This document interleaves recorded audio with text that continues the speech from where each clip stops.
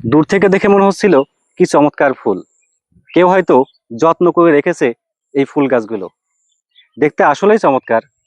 তবে সব চমৎকারে কি পরিবেশের জন্য আসলে ভালো? এই গাছগুলো দেখতে যতটা সুন্দর, ক্ষতি তার থেকে অনেক বেশি।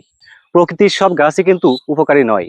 যেমন এই গাছটিকে বলা হয় জীবন্ত ক্যান্সার। সাথে সাথে এটাও বলা হচ্ছে যে হাঁপানি ও শ্বাসকষ্ট রোগ বৃদ্ধির জন্য এই গাছটা অনেকাংশে দায়ী। এই গাছটির নাম পার্থেনিয়াম।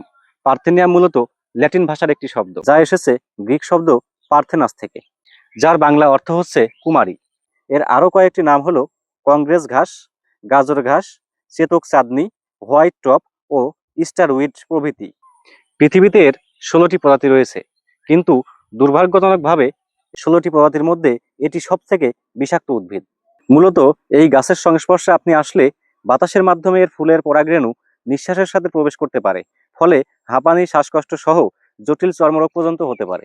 এই গাছ গবাদি পশু খেলে, সেই গবাদি পশুর দুধ কিংবা মাংস আপনি খেলে আপনার ক্যান্সারও হতে পারে। এই গাছ এতটাই ভয়াবহ যে একটি গাছ থেকে প্রায় 65,000 নতুন গাছের জন্ম দিতে পারে। এই গাছ জমির উর্বরতা শক্তি কমিয়ে দিতে পারে প্রায় 60%-এরও বেশি।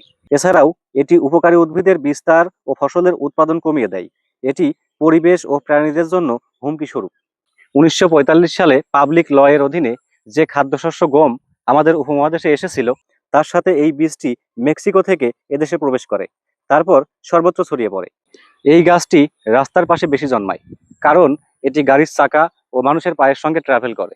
এর নির্মূলের পথ হচ্ছে 2 লিটার পানিতে 1 কেজি লবণ মিশিয়ে স্প্রে করলে এই গাছগুলো মারা যায়, অথবা ফুল আসার পূর্বে গাছগুলো উঠিয়ে ফেলতে হবে।